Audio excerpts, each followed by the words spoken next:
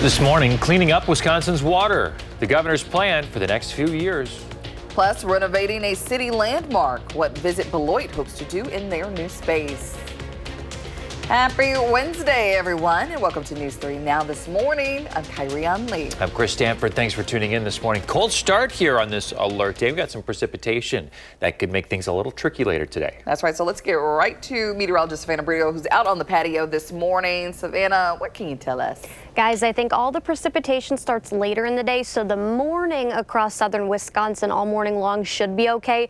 By about 11 a.m. to noon, we could start to see that light snow track in. I think slick conditions because of the freezing rain and basically wintry mix. That going to be later in the day with the biggest impacts here locally across Madison and definitely areas south. I think the best chance of higher ice accumulations are going to stay completely south of here, where there are current winter weather alerts and a winter weather advisory that's basically across northern and central Illinois. But later this evening into the early morning hours of Thursday, we're tracking those alert day conditions. While the timeline, the chance of precipitation, when we'll see that mix transition over, I'll have all of that coming up in a bit, guys. All right, sounds good. Folks, you can stay ahead of those conditions on this alert day by downloading the free First Warn weather app.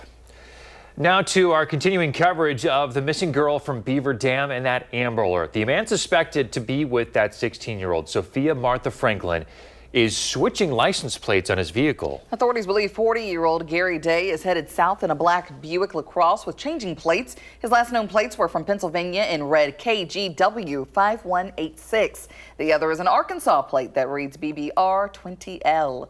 Police say Franklin is 3 months pregnant with Day's child. There is a no contact order between the two. Court records also show Day has been charged with child enticement and child abduction. If you have any information about where they could be, contact the Beaver Dam Police Department or the Amber Alert tip line. Those numbers are on your screen. You can find those at channel3000.com as well as all the information that's easily shareable. And you can stay up to date. If we learn anything new in this developing Amber Alert, we will post that to our Channel 3000 mobile app. 6:02, Governor Tony Evers is continuing his fight against PFAS and looking to expand access to clean water. He stopped at Maine Elementary School in Wausau yesterday to talk about his new plan.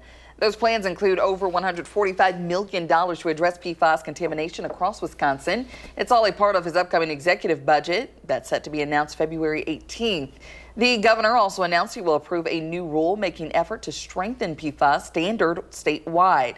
This would adopt a public health-based groundwater standards. Happening today, residents and community members are invited to a candidate forum for District 12 in Madison. Julia Matthews is challenging incumbent Amani Latimer Burris. There was a third candidate who has withdrawn.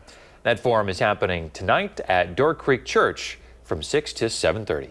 The state's spring primary is under 2 weeks away. In-person absentee voting is available until February 16th. To vote, you need a valid ID. You can register in person through Friday the 14th. You can find information on your polling location, who will be on your ballot, and what time voting is open at myvote.wi.org. Israeli Prime Minister Benjamin Netanyahu continues his meetings in Washington today. He is scheduled to talk with Defense Secretary Pete Hegseth. This all comes after President Donald Trump said yesterday that the U.S.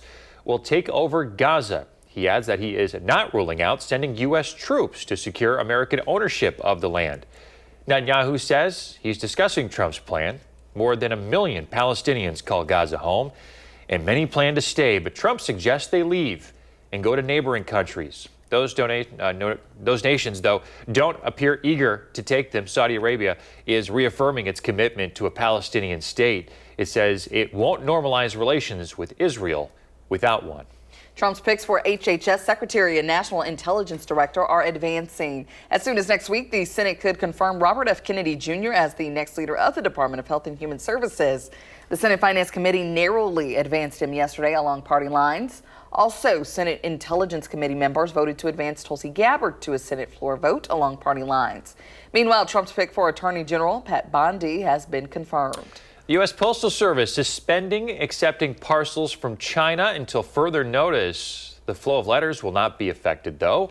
The agency did not give a reason for the change. It's unclear whether the suspension is related to an executive order President Donald Trump signed last week. That order terminated a rule that allowed anyone to ship packages worth less than $800 to the U.S. without duties or inspections. The change could affect e-commerce sites like Shein and Temu. New this morning, Wisconsin Department of Natural Resource officials are calling on hunters to help slow down the spread of chronic wasting disease. Our consumer reporter Michelle Renee Quinn is here to tell us why. Michelle Renee. Chris, Kyrion, deer tested positive for chronic waste disease in Manitowoc County for the first time ever. DNR officials say it came from a deer shot by a hunter in the town of Liberty in November. Now, this case automatically triggers a 3-year deer and baiting and feeding ban in Manitowoc County effective February 1st, as well as a 2-year ban in Calumet and Sheboygan counties. A DNR deer herd specialist says the ban is one way to minimize the spread by lessening the deer congregating unnaturally. Now, DNR says one of the biggest things we can do against CWD is for hunters to keep on enjoying the tradition of hunting, as that helps reduce the animals coming in contact with each other. Hunters are also asked not to transport carcasses across county lines, consider having it tested for CWD, and dispose of carcasses in dumpsters or landfills rather than in the woods. And if you see a deer that appears sick, report it to the DNR. For more information on chronic waste disease and how hunters can help, visit this article on channel3000.com. All right, thanks for the information, Michelle Renee. A centuries-old building in Beloit will soon be a new space for Visit Beloit. The building was built in 1914. It was St. Paul's Catholic Church for 74 years. Then it was the Angel Museum for 20. Visit Beloit never had their own space until now. We talked to the CEO who told us that this is going to breathe some new life into centuries-old property, plus give people more reasons to visit Beloit. It also provides us opportunities to have more events, programming, concerts here in this building to give people reasons to stay longer when they do choose to come visit Beloit. The renovated building will have office space in the basement, plus an events venue on the main floor. Visit Beloit's also seeking a liquor license for the events. Happening today, you have the chance to help veterans and others in need during our annual Day of Warmth Telethon, hosted by our very own Sarah Carlson and Brady Mallory. From 4 p.m. to 6:30 p.m., volunteers from Kaiser Lincoln and Viridian Homes will answer your calls. Our goal is to help raise as much money as possible to help the Warm Cool Fund going. You can donate anytime online at kwwf.com. Hey, you can now vote on names for City of Madison snow plows. There are 6 plows up for naming. Each truck has 11 candidates. The city received 1,300 submissions in this. That's pretty good. So you can vote on the Wisconsin SaltWise website. Some of the names include Blady Gaga, Taylor Drift, Pardon the Winterruption, and On Plowsconsin. You have until February 24th to vote. Blady Gaga. Yeah, Taylor Drift's pretty good. That's not too bad. That's a good one. I don't like. Obviously, I like both of those, and even the excuse the Winterruption. Pardon the Winterruption. Yeah. Yeah, that's not too bad either. Yeah. Some clever folks out there. So you go to the SaltWise website and you can vote on which one you like. All right. Well, Savannah, what's coming up for us? Guys, we have alert day conditions with freezing rain and a wintry mix here locally. We'll talk about that coming up. And another beatdown at the Kohl Center. How the Badgers men's basketball team added their home win streak over the Hoosiers.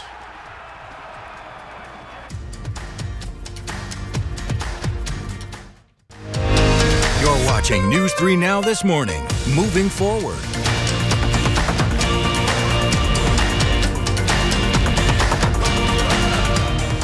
6:11 here on your Wednesday. Time to see what's going on in the 608. And today we're gearing up for football's biggest night, which is also one of the best days for foodies. Absolutely. Our Josh Prider sits down with the dairy farmers of Wisconsin on how you can support local this Super Bowl Sunday.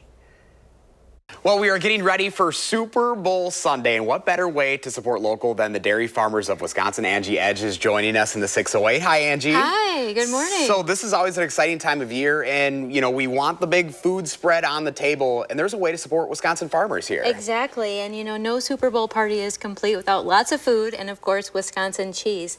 And this weekend, 29 million pounds of cheese is going to be consumed, a huge number. And if you look at both towns between Kansas City in Philadelphia, that would mean that every single person could have a 14-pound gift basket of Wisconsin cheese. We're talking a lot of cheese here. That's a lot of cheese, and I mean, we love our cheese here in Wisconsin, so you're kind of helping us with some recipe ideas. Yeah, and there's so many great things you could make, you know, just a simple cheese board, a lot of cheese dips, cheese balls, desserts have cheese. Today we're making cheesy sheet pan nachos, and we have over 600 different types of cheeses here in Wisconsin, so you really can use your favorite. The recipe online calls for the Hooks 1-year cheddar. One of my favorites. I know you said you like Hooks. Yep.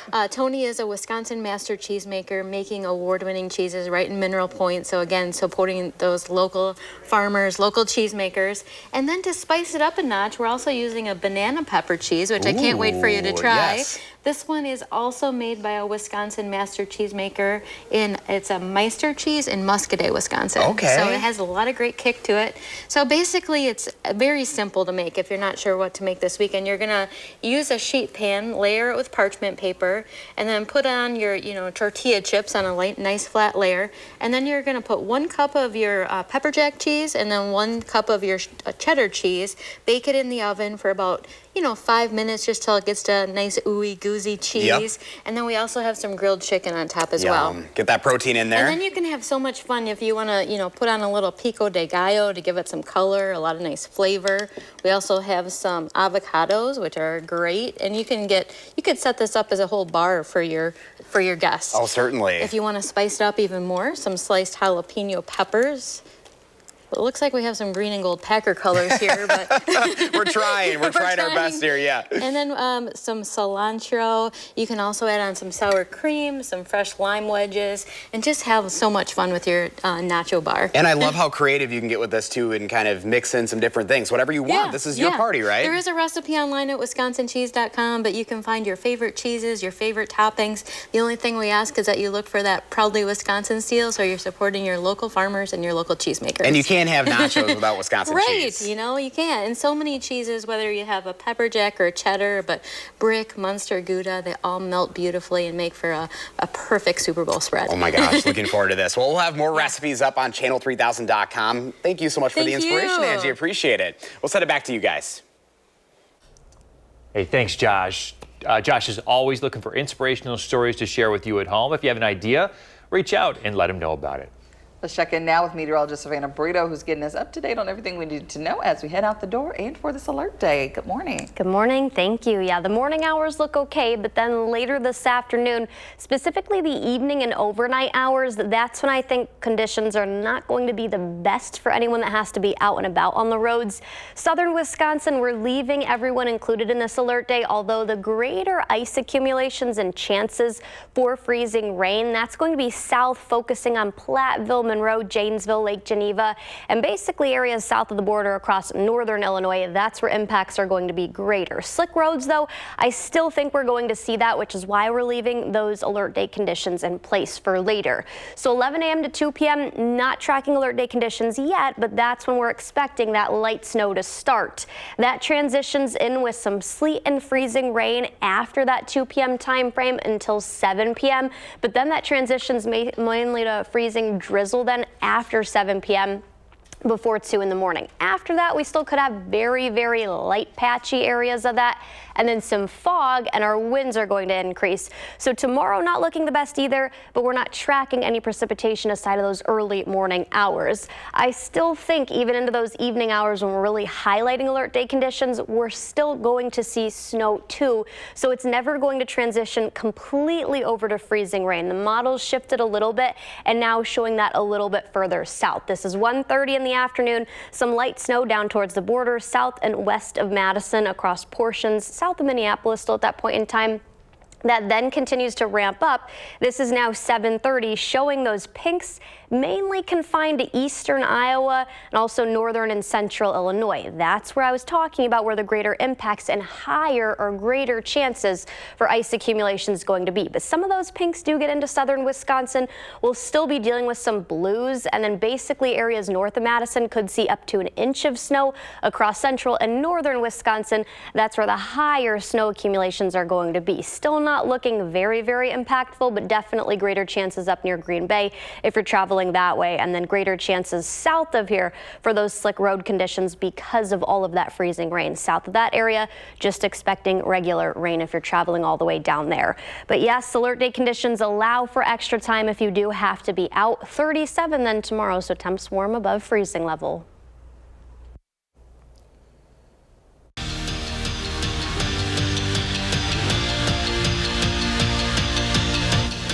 To say Wisconsin has owned Indiana and Madison would be an understatement. The Kohl Center is a house of horrors for the Hoosiers.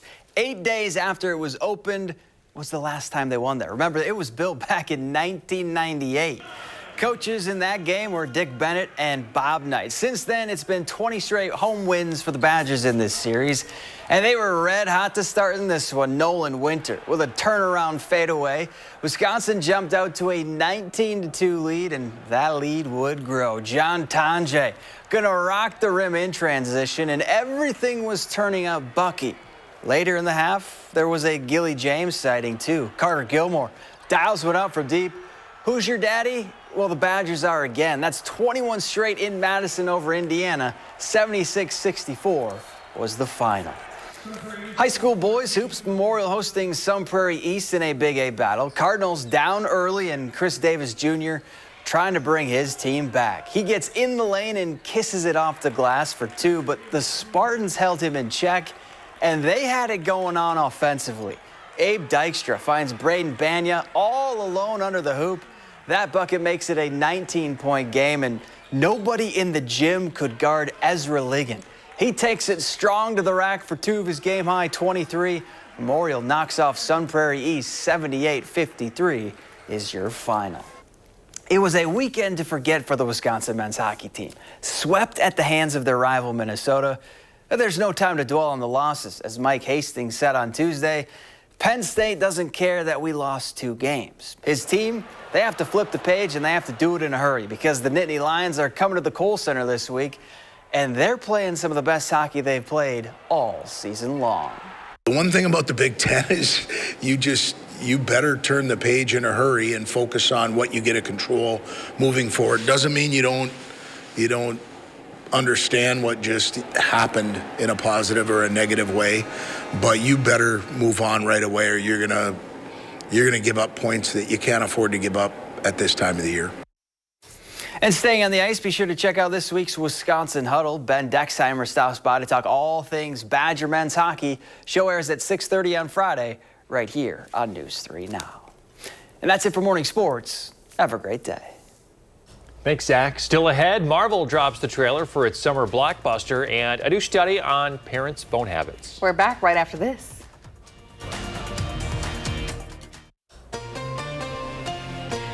This photo is from Gwen. She says, a peeking of the moon rising. So there you have it. Very nice photo here. You can see the bare branches. Can't wait till those are full once again. Me too. I love how the moon's in between those 2 branches. Good picture. Yes, keep sending those photos. Hashtag MyNews3Morning. Thanks, Gwen. Trending this morning, a new trailer from Marvel giving us our first real look at the next Fantastic Four. This movie will introduce Marvel's first family, Mr. Fantastic, Invisible Woman, Human Torch, and The Thing. These heroes are forced to defend the Earth from a space god's plans to destroy the planet. The film stars Pedro Pascal and Vanessa Kirby. Fantastic Four, first step, scheduled to debut in theaters on July 25th. Anybody check this out yesterday? This was all the rage. I did not see Not it. look yesterday. I'm not a big Marvel fan, so that's probably the reason. Oh, just wait why. until those kiddos get a little bit older. Yeah, they might be into it. We'll see. Marvel was like one of those movies, like along with like Harry Potter and some of those kind of franchises where you can start watching them with kids and you're like, oh my gosh, adult TV. Like you can kind of get out of those kiddie shows and into some stuff like this. You watch them again when you're older and you catch the little jokes that they put in there for us adults. Exactly, exactly. Well, a new study shows parents' phone habits could have a direct link to the phone habits of their kids. That's according to a study published Tuesday in the BMC Pediatrics Journal. The bottom line here, adults who spend a lot of time on their phones have kids who do the same. Now, kids are also more likely to see R-rated movies, in this study and play mature video games as well. The findings are based on more than 10,000 12 and 13-year-olds. Researchers recommend trying to place limits on screen time and have rules during mealtime and bedtime. How are we doing with this, Kyrian? I was like, we're doing pretty good. I would say we try to limit, just try to focus on, play. Now, if the screen, if I absolutely need to, I do, just throw it in there here and there. But yeah, and I think it's just at the dinner table. Yeah, I think that's one of those things. It's like somebody pulls out the phone at the dinner table. Oh, it drives me nuts. No, we can't do that. I'm guilty of that growing up. Are your kids at phone age? Not yet. Not yet. Okay. Not yet. We have not introduced. Not pulled the trigger on there yet. There we go. I know eventually it's coming, but oh yeah. Yeah, we got to be careful as parents. We got to be careful. All right. We got some weather to track. We'll do that when we come back.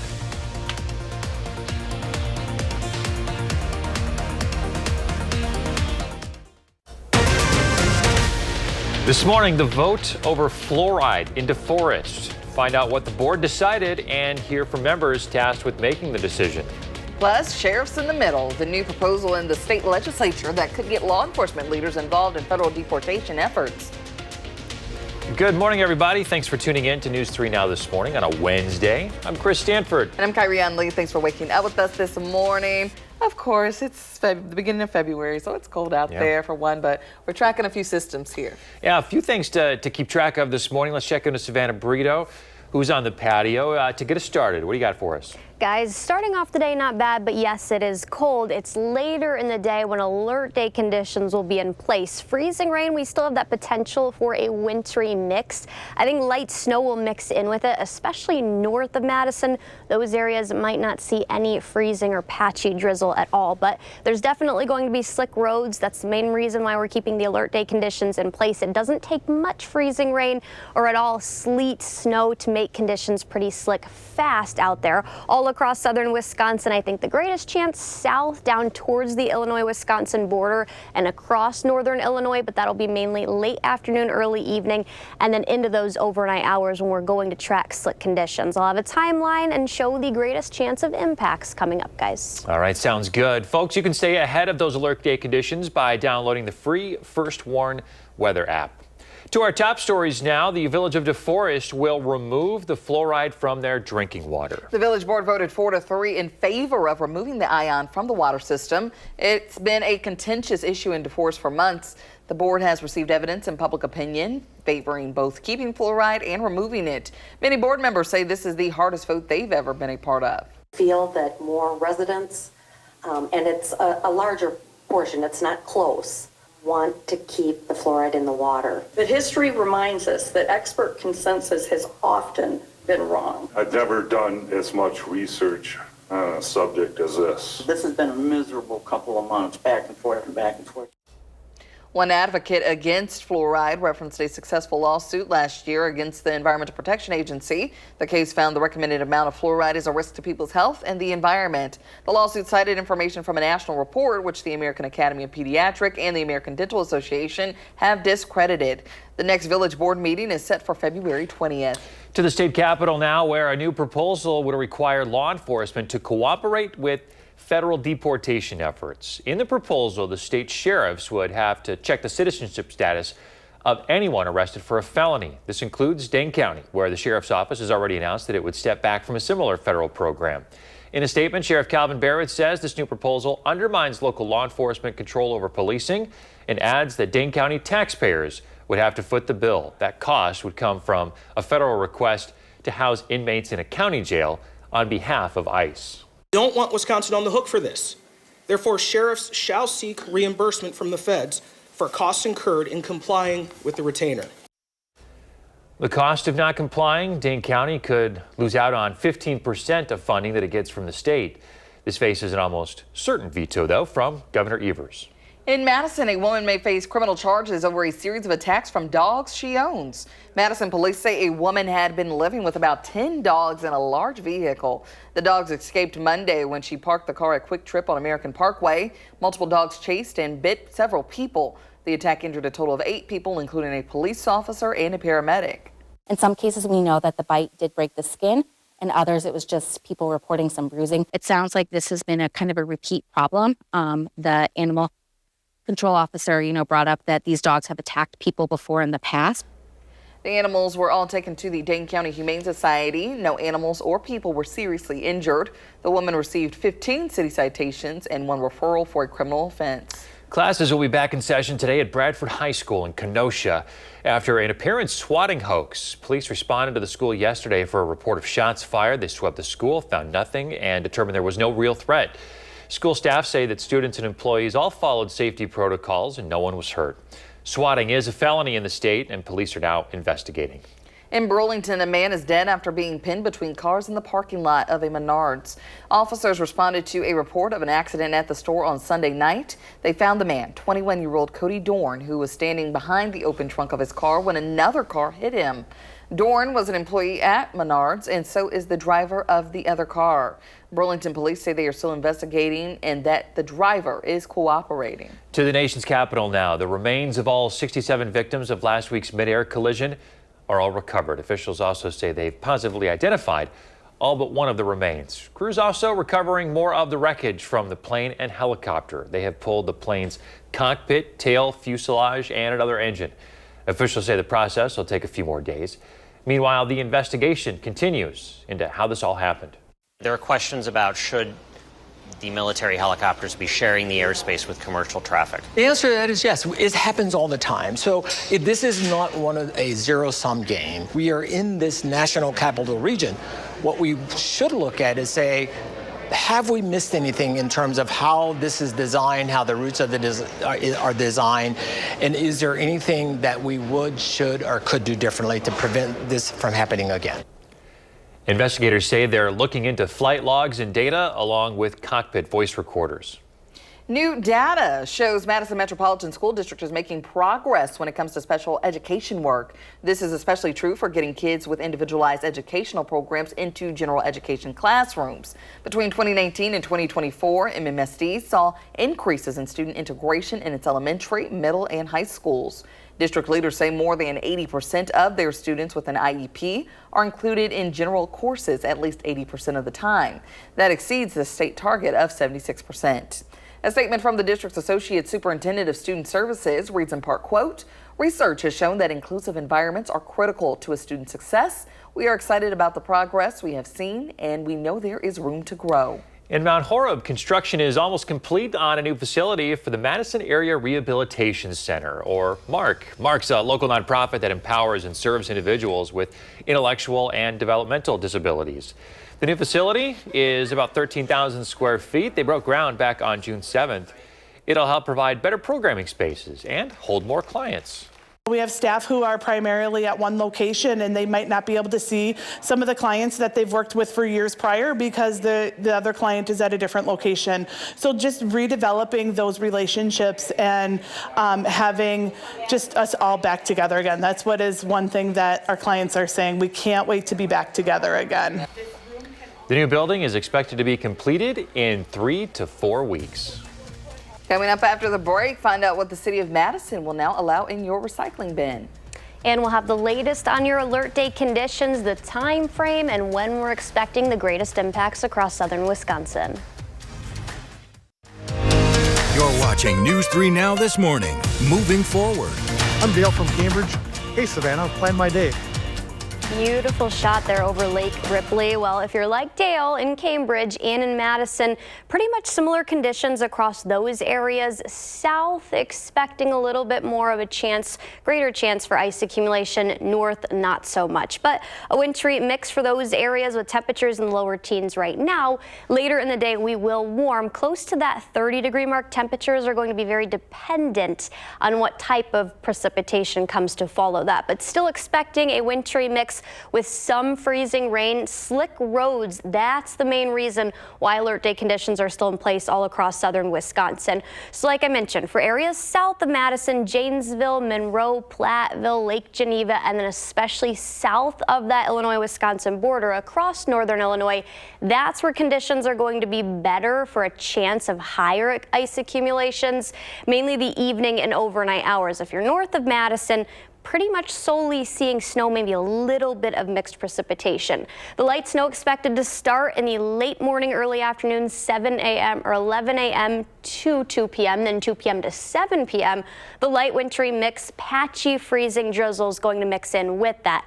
I think the worst of conditions locally expected to be 7 p.m. to 2 in the morning, where there is a greater chance for those slick conditions, especially back roads, untreated roadways, areas like that. I think at this point in time, we'll still see some snow, but mostly freezing drizzle for areas south of Madison. That wintry mix is going to move out of here after 2 in the morning. Maybe a patchy area of drizzle after that point in time and patchy fog, but no accumulating snow or ice at that point in time.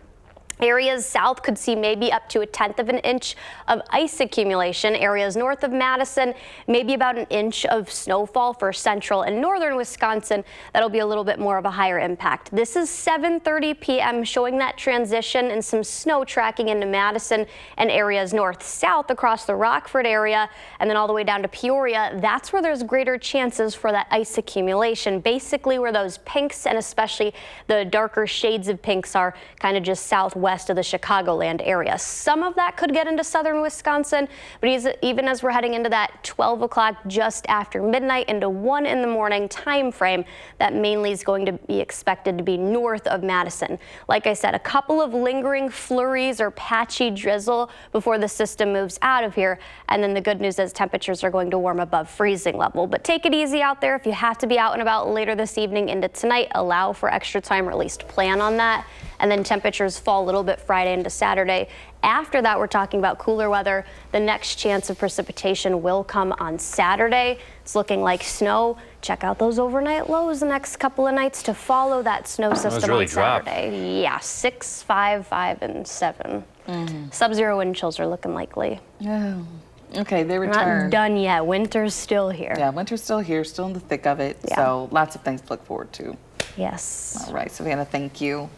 All right, hey, if you want to send us a video like the gentleman did this morning who sent us a lovely shot asking Savannah to plan his day, you can do the same. Just record a video like you saw earlier. Share your name, where you live, say a little something about yourself, your hometown, and then send it our way. Send it through our website, channel3000.com, the First Warn Weather app, Facebook Messenger, or email, and then watch around this time every morning to see if you make it on the air.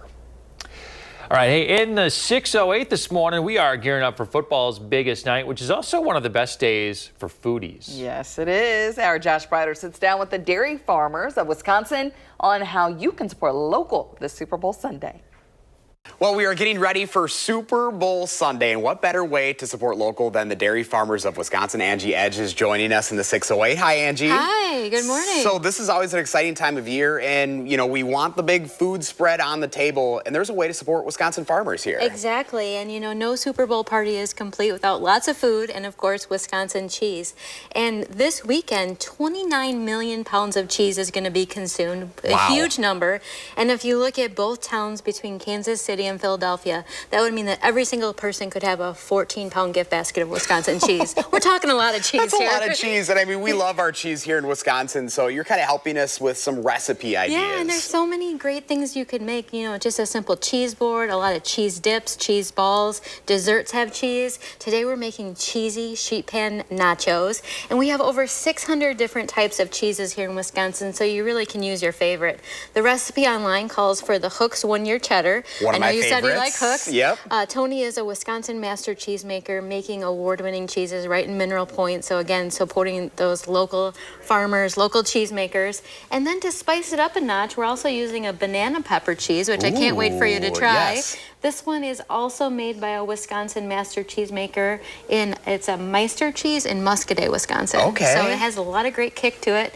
So basically, it's very simple to make if you're not sure what to make this weekend. You're gonna use a sheet pan, layer it with parchment paper, and then put on your, tortilla chips on a nice flat layer. And then you're gonna put 1 cup of your pepper jack cheese and then 1 cup of your cheddar cheese. Bake it in the oven for about 5 minutes just till it gets to a nice ooey gooey cheese. Yep. And then we also have some grilled chicken on top as well. Get that protein in there. And then you can have so much fun if you want to, put on a little pico de gallo to give it some color, a lot of nice flavor. We also have some avocados, which are great, and you could set this up as a whole bar for your guests. Oh, certainly. If you want to spice it up even more, some sliced jalapeno peppers. Well, it looks like we have some green and gold Packer colors here, but we're trying our best here, yeah. And then some cilantro. You can also add on some sour cream, some fresh lime wedges, and just have so much fun with your nacho bar. And I love how creative you can get with this too, and kind of mix in some different things, whatever you want. This is your party, right? There is a recipe online at wisconsincheese.com, but you can find your favorite cheeses, your favorite toppings. The only thing we ask is that you look for that Proudly Wisconsin seal, so you're supporting your local farmers and your local cheesemakers. And you can't have nachos without Wisconsin cheese. Right, you can't. And so many cheeses, whether you have a pepper jack or a cheddar, but Brick, Munster, Gouda, they all melt beautifully and make for a perfect Super Bowl spread. Oh my gosh, looking forward to this. Well, we'll have more recipes up on channel3000.com. Thank you so much for the inspiration, Angie. Appreciate it. We'll send it back to you guys. All right, Josh, thank you. Remember to let Josh know what inspires you in the 608. You can reach out either on social media or email us at inthe608@WISC-TV.com for a chance to be featured. All right, 647. Folks, we need your help today. You have the chance to help veterans and others in need during our annual Day of Warmth telethon. It's from 4 to 6:30 today. Volunteers from Kaiser Lincoln and Viridian Homes are going to answer your calls. Our goal is to raise as much money as we can for the Keep Wisconsin Warm Cool Fund. You can donate anytime online at kwwf.com. New this morning, if you use the City of Madison recycling, you can now recycle the entire pizza box, even the greasy parts. Yeah, our consumer reporter Michelle Renee Quinn is here with these new rules in Madison. First, what's changed, Michelle Renee? Why can the greasy part now be recycled? Yeah, Chris, the greasy pizza boxes are now able to be recycled because paper mills have been updated. They now have the proper ability to clean the materials like a greasy pizza box. So Madisonians are no longer being asked to cut the greasy part and trash it. The City of Madison asks people to remove anything not cardboard, so any leftover food, dipping cups, pizza savers. Then flatten your box and put it in the green recycling cart.